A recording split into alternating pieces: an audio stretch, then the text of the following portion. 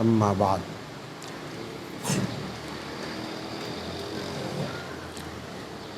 سترہ رمضان المبارک 1442 ہجری 30 اپریل 2021 آج 7واں روزہ ہے۔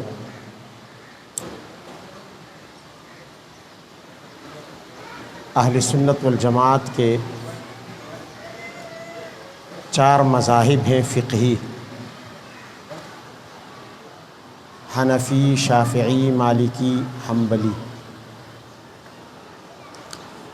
جیسے ہمارا فقہ حنفی ہے، اسی طرح عرب کے بعض ملکوں میں فقہ حنبلی پر عمل کیا جاتا ہے۔ فقہ حنبلی منسوب ہے بہت بڑے فقیہ، امت کے بہت بڑے عالم، عظیم محدث، عظیم مصنف، امام اہل سنت حضرت امام احمد بن حنبل رحمہ اللہ۔ حنبل ان کے دادا کا نام ہے، اپنا نام ہے احمد، اور دادا کی طرف نسبت کرتے ہیں احمد بن حنبل، اور پھر اسی کی طرف پورا مذہب مشہور ہو گیا، حنبلی مذہب۔ سعودی عرب میں حنبلی مذہب پر عمل ہوتا ہے۔ امام احمد بن حنبل کا ایک قصہ ہے، ایک واقعہ ہے۔ ہر آدمی اپنے علاقے میں بادشاہ ہوتا ہے، لوگ جانتے ہیں کہ یہ کس مقام کا ہے، کس سطح کا ہے۔ دوسرے علاقے میں جائے گا تو لوگ نہیں پہچانیں گے اسے۔ امام احمد بن حنبل اپنے وقت کے عظیم امام تھے، زندگی ہی میں اللہ تعالیٰ نے ان کو بہت بڑا مقام عطا کیا تھا، علمی، علم میں بھی، ولایت میں بھی۔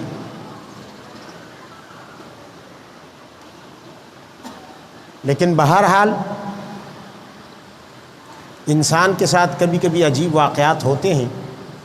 ایک دفعہ حضرت امام احمد بن حنبل سفر پہ چلے گئے ایک اور علاقے میں، اور وہاں کے لوگ آپ کو جانتے نہیں تھے، تو آپ مسافر تھے۔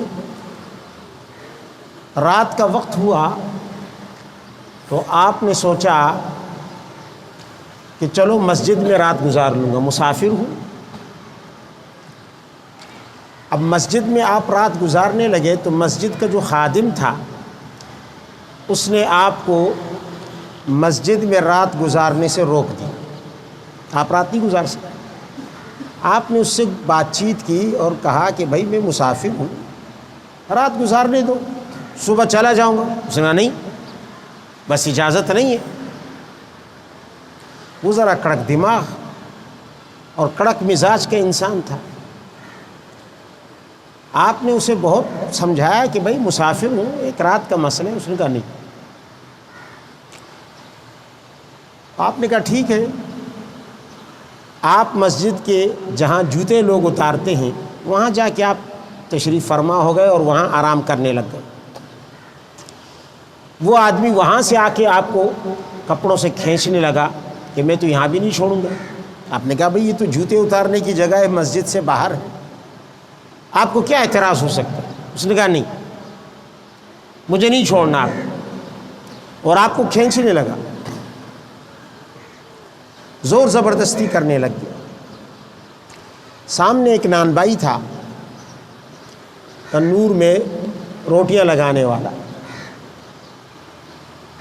وہ روٹیوں کا کاروبار کرتا تھا، اس کا تندور تھا، اس تندور میں روٹیاں پکا کر بیچتا تھا۔ وہ یہ سارا تماشا دیکھ رہا تھا۔ اس نے دیکھا کہ ایک بزرگ آدمی ہے، شکل و صورت سے کوئی عالم بھی لگتا ہے، بزرگ بھی ہے، باوقار بھی ہے، اور مسافر بھی ہے، اور یہ شخص اس کو یہاں رات گزارنے نہیں دے رہا۔ تو وہ اپنی دکان سے دوڑا دوڑا آیا اور آ کے ان سے عرض کی کہ حضرت اگر آپ پسند فرمائیں تو میرے گھر چلیں، میرے گھر کے دروازے آپ کے لیے کھلے ہیں، میں آپ کی خدمت کر کے خوشی محسوس کروں گا۔ امام احمد بن حنبل رحمہ اللہ اس کے ساتھ چلے گئے۔ اب جب آپ گھر پہنچے، اس شخص نے آپ کے لیے گاؤ تکیہ لگایا، بستر وستر ٹھیک کیا، اندر گیا اپنے کام سے، تو وہ اپنی تندور کے لیے آٹا گوندھنے لگا۔ اسی دوران امام احمد بن حنبل کو اس کی آواز آ رہی تھی،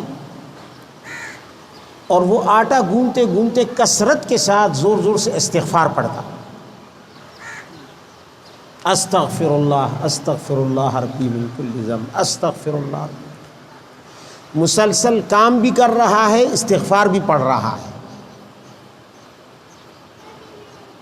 اور کافی دیر گزر گئی۔ کافی دیر کے بعد یہ شخص آیا حضرت امام کے پاس،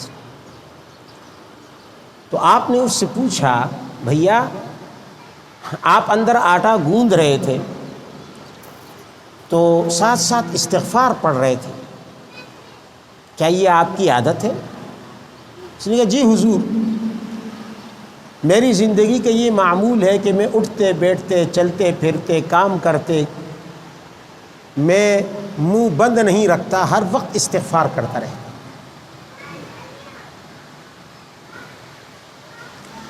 حضرت امام تو استغفار کی اہمیت سمجھتے تھے کہ استغفار کیا چیز ہے، اور استغفار کے اندر کیا طاقت ہے، اور اس کے اندر کیا فائدے ہیں۔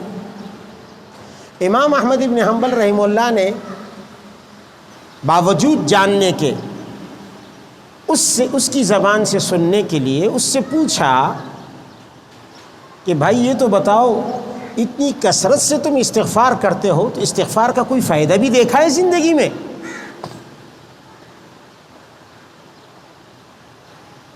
اس نے کہا آپ فائدے کی بات کر رہے ہیں حضور والا،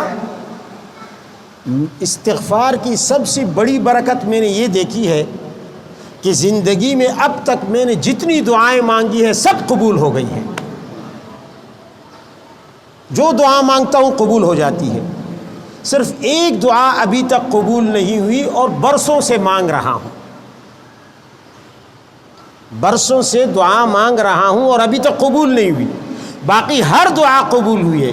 تو امام احمد کی دلچسپی بڑھ گئی، تو حضرت امام نے فرمایا اچھا کون سی دعا ہے بھائی، وہ دعا کون سی ہے کہ جو اب تک قبول ہونے سے رہ گئی؟ اس نے کہا نہ پوچھے، میری زندگی کی ایک بہت بڑی خواہش ہے، ایک بہت بڑی تمنا ہے، ایک بہت بڑی آرزو ہے، جس کے لیے ہر استغفار کے بعد میں دعا بھی کرتا ہوں اللہ سے، ہر نماز کے بعد دعا کرتا ہوں، زندگی میں میری اور کوئی خواہش نہیں رہی سوائے ایک خواہش کی۔ امام نے فرمایا کیا خواہش ہے؟ کہنے لگا بس میرا اللہ سے یہی سوال ہے اور میری یہی خواہش ہے کہ کاش مرنے سے پہلے میں ایک مرتبہ امام احمد ابن حنبل کی زیارت کر لوں، کاش ایک دفعہ زیارت کر لوں۔ تو امام احمد تو حیران رہ گئے، تو فرمایا بھائی مبارک ہو، احمد ابن حنبل کو کھینچ کھینچ کر تیرے گھر تک اسی لیے لایا گیا کہ تیری دعا، وہ دعا بھی قبول ہو جائے۔ اس نے کہا کیا مطلب؟ تو کہنے لگا مجھ عاجز ہی کو احمد ابن حنبل کہتے ہیں، میں ہی احمد ابن حنبل ہوں جس کے لیے تو زندگی بھر دعائیں مانگتا رہا، اور آج اللہ تعالیٰ تیرے گھر پر اس سے ملاقات کروا رہا ہے۔ تو استغفار